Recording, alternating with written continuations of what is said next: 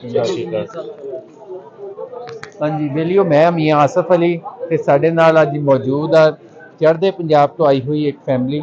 ਉਹਨਾਂ ਨਾਲ ਅਸੀਂ ਗੱਲਬਾਤ ਕਰਦੇ ਹਾਂ। ਕੀ ਨਾਂ ਜੀ ਤੁਹਾਡਾ? ਕਰਮਜੀਤ। ਤੇ ਕਿੱਥੋਂ ਆਏ ਹੋ ਤੁਸੀਂ? ਪੰਜਾਬ। ਪੰਜਾਬ।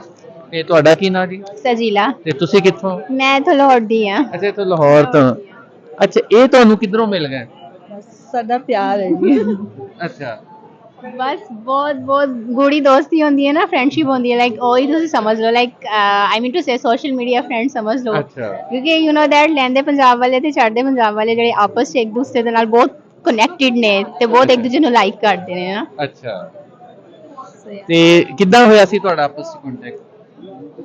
ਅਸੀਂ ਇਹਨਾਂ ਦੀ ਅਮਰੀਕਾ 'ਚ ਰਿਸ਼ਤੇਦਾਰੀ ਆ, ਯੂਕੇ 'ਚ, ਉਹ 'ਚ ਉਹਨਾਂ ਨਾਲ ਸਾਡੀ ਵੀ ਆ ਤੇ ਫੈਮਿਲੀ ਨਾਲ ਕਨੈਕਟ ਹੋਇਆ। ਅੱਛਾ, ਲਾਈਕ ਫੈਮਿਲੀ ਰਿਲੇਸ਼ਨਸ਼ਿਪ ਸਮਝ ਲਓ। ਤੇ ਤੁਸੀਂ ਕੀ ਘੁਮਾਇਆ ਇਹਨਾਂ ਨੂੰ? ਇਹਨਾਂ ਨੂੰ ਬਹੁਤ ਕੁਝ ਘੁਮਾਇਆ, ਲਾਈਕ ਲਾਹੌਰ ਦੇ ਬਾਰੇ 'ਚ ਕਾਫੀ ਚੀਜ਼ਾਂ ਦੱਸੀਆਂ, ਹਿਸਟੋਰੀਕਲ ਪਲੇਸ ਦੇ ਬਾਰੇ 'ਚ ਦੱਸਿਆ। ਲਾਈਕ ਕੱਲ ਹੀ ਗਏ ਸੀ, ਬਾਸ਼ੀ ਮਸਜਿਦ ਗਏ ਸੀ ਨਾ ਤੁਸੀਂ, ਬਟ ਇਹਨਾਂ ਨੂੰ ਯੂ نو ਦੈਟ ਗਏ ਸੀ ਬਟ ਕੁਝ ਚੀਜ਼ਾਂ ਦਾ ਨਹੀਂ ਸੀ ਪਤਾ। ਮੈਂ ਇਹਨਾਂ ਨੂੰ ਦੱਸਿਆ ਅੰਦਰ ਜਦੋਂ ਤੁਸੀਂ ਇਹ ਚੀਜ਼ਾਂ ਦੇਖੀਆਂ ਸੀ ਉਹਦਾ ਇਹ ਮੀਨਿੰਗ ਸੀ, ਇਹ ਮਤਲਬ ਲਾਈਕ ਕਾਫੀ ਕੁਝ ਹਿਸਟੋਰੀਕਲ ਪਲੇਸ ਦੇ ਬਾਰੇ 'ਚ ਮੈਂ ਬਹੁਤ ਕੁਝ ਦੱਸਿਆ ਇਹਨਾਂ ਨੂੰ ਨਾ।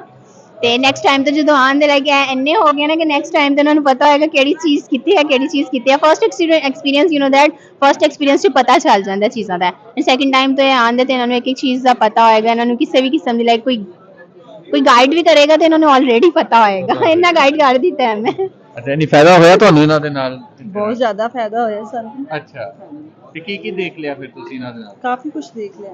ਅੱਛਾ, ਇਹ ਨਨਕਾਣਾ ਸਾਹਿਬ ਵੀ ਆਈ ਸੀ, ਉੱਥੇ ਵੀ, ਤੇ ਇੱਥੇ ਵੀ ਲਾਹੌਰ ਵੀ ਕਾਫੀ ਜੋ ਸਾਨੂੰ ਨਹੀਂ ਪਤਾ ਸੀ ਉਹ ਵੀ ਦੇਖ ਲਿਆ। ਅੱਛਾ, ਨਹੀਂ ਜੀ ਬੜਾ ਚੰਗਾ ਲੱਗਿਆ।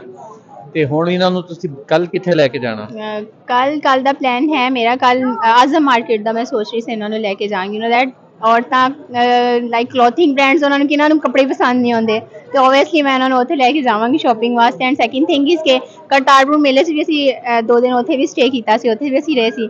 ਐਂਡ ਪ੍ਰੋਮਿਸ ਕੀਤਾ ਸੀ ਮੈਂ ਕਿ ਇੱਥੇ ਤੁਸੀਂ ਆਓਗੇ, ਕੰਟੈਕਟ ਹੋਇਆ, ਫਿਰ ਮੈਂ ਇੱਥੇ ਵੀ ਆਈ। ਐਂਡ ਇਨਸ਼ਾਅੱਲਾ ਨੈਕਸਟ ਟਾਈਮ ਵੀ ਸਹੀ ਉੱਥੇ ਵੀ ਮਿਲਾਂਗੇ। ਆਹ ਦੇਖੋ ਜੀ, ਇਹ ਬੜੀ ਅਹਿਮ ਗੱਲ ਆ ਕਿ ਲੋਕ ਮਿਲਦੇ ਆ ਕਿਵੇਂ ਸੋਸ਼ਲ ਮੀਡੀਆ ਰਾਹੀਂ, ਇੱਕ ਦੂਜੇ ਦੇ ਨਾਲ ਕੰਟੈਕਟ ਹੁੰਦਾ ਵਾ ਤੇ ਕਿੱਥੇ ਤੱਕ ਅੱਗੇ ਜਾਂਦਾ ਵਾ। ਉਹ ਜੋ ਇਕੱਲੀ ਆਉਂਦੀ ਤੇ ਬੀਬੀ ਨੂੰ ਪਤਾ ਹੀ ਨਹੀਂ ਸੀ ਲੱਗਣਾ ਮੈਂ ਕਿੱਧਰ ਜਾਣਾ। ਹੁਣ ਇਹਨਾਂ ਦੇ ਨਾਲ ਇਹਨਾਂ ਦਾ ਤਾਲੁਕ ਬਣਿਆ ਹੋਇਆ ਸੀ, ਇਹਨਾਂ ਨੂੰ ਹਰ ਪਾਸੇ ਲੈ ਕੇ ਘੁਮਾ ਰਿਹਾ। ਹਾਂਜੀ, ਦੱਸਣਾ ਚਾਹਾਂਗੀ ਬਹੁਤ ਕਨਫਿਊਜ਼ਨ ਹੈ, ਬਹੁਤ ਮਿਸਅੰਡਰਸਟੈਂਡਿੰਗ ਹੈ ਕਿ ਸੋਸ਼ਲ ਮੀਡੀਆ ਤੇ ਮਤਲਬ ਕਿ ਫਰੈਂਡ ਸਰਕਲ ਹੁੰਦਾ, ਕਿਉਂਕਿ 5 ਉਂਗਲੀਆਂ ਇੱਕੋ ਜਿਹੀਆਂ ਨਹੀਂ ਹੁੰਦੀਆਂ।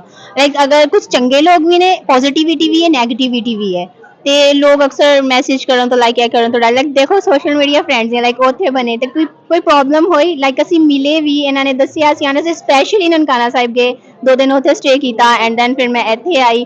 ਤੇ ਇਹ ਚੀਜ਼ਾਂ ਜਸਟ ਨੈਗੇਟਿਵਿਟੀ ਫੈਲਾਈ ਜਾਂਦੀ ਹੈ, ਨੈਗੇਟਿਵਿਟੀ ਵਾਲੀ ਲਾਈਕ ਕੋਈ ਚੀਜ਼ ਨਹੀਂ ਹੁੰਦੀ।